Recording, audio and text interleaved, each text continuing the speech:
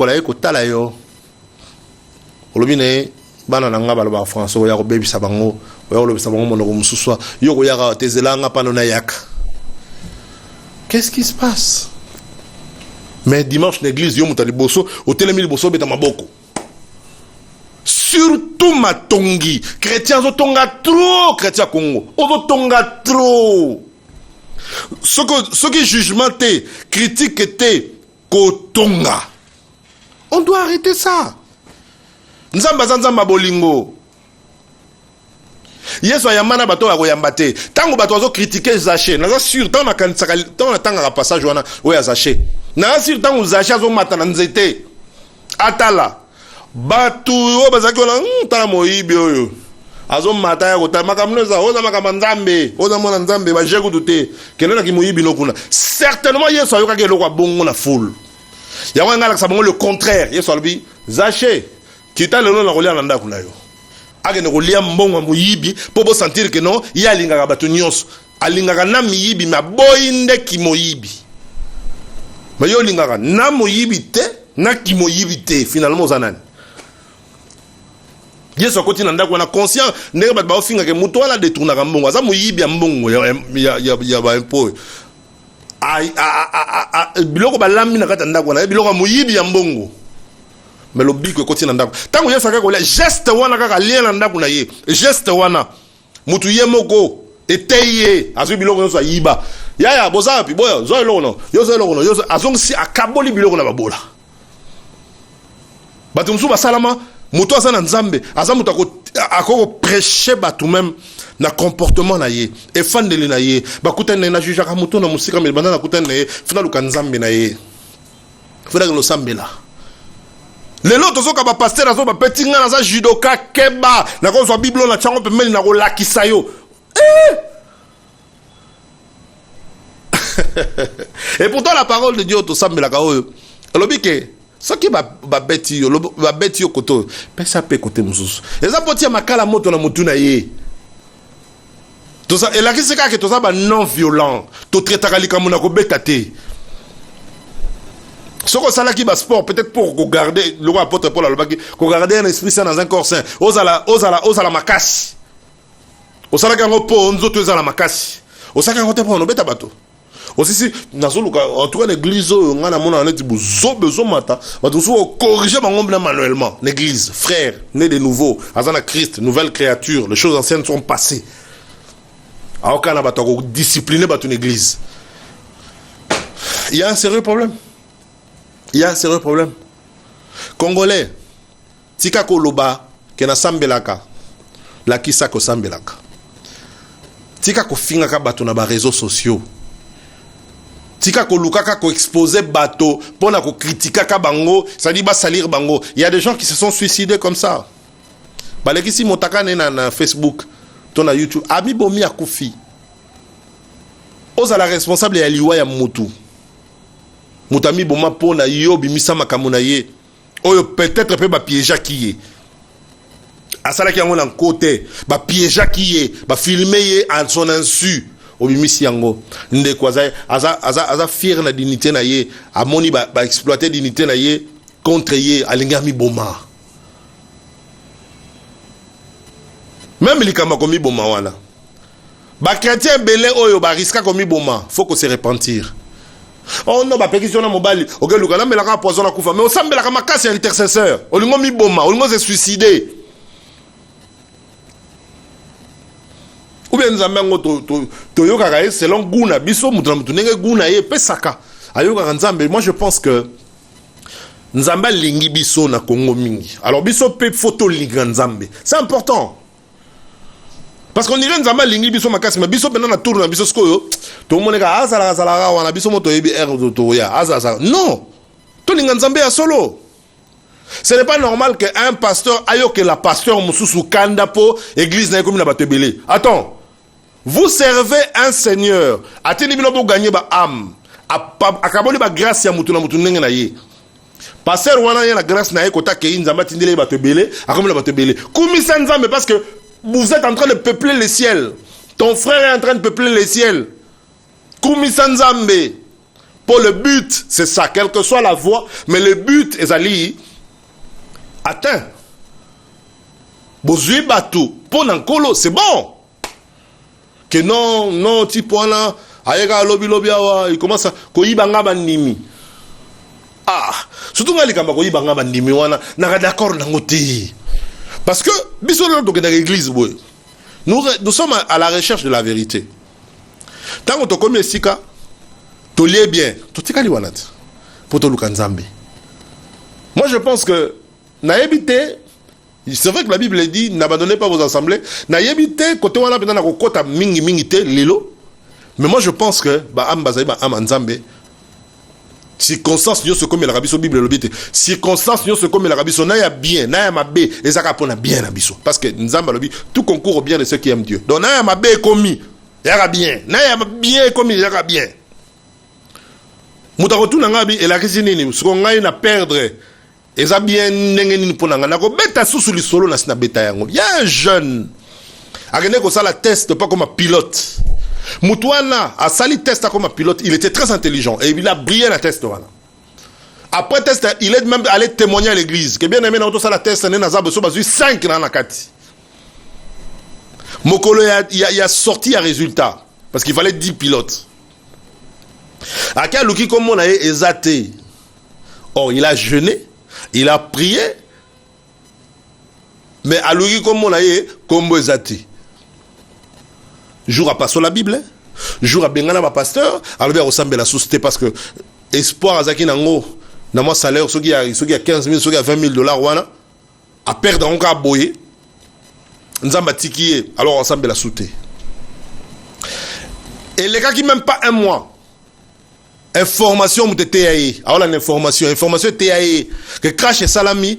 Ba di pilote mo ba utakozwa sika ba kende ko sala soki vol moko soki nini soki ndengeni ba to aviation ba ibi makambo wana crash salami aucun survivant soki azwaka na mayele azaka nango soki azwaka na crasha akufa soki azwaka ne avie kwei pa akenda akufa esila histoire ne sila mboka ye nzamba sali ka azwa te parce que yalaki nzela na yete nzela ne ya mususu nzambe akozwa pena babaki na mai mbisa dundio dio ofani pena na abdomen ya mbisi 3 jours soki Jonathan dans les Jonas azara soki bona kata de mbisi soki azalaka boye na habité mafana 3 jours obima sec ça dit bakimaka ba échapper na destin nzambe te alors kwa mbrouiller destin na yote msoko mbrouiller kango yango ne lokomo mabe komi po nzambe a recadrer yo parce que nakati ya lilobana ya lobi que ceux qui mpate moko ke pembeni bazoka mpate babuki likolo bachie na kingo bazoke notika melaka mai azonga kanda bazosalisa ye me babuki po akendaka kuna te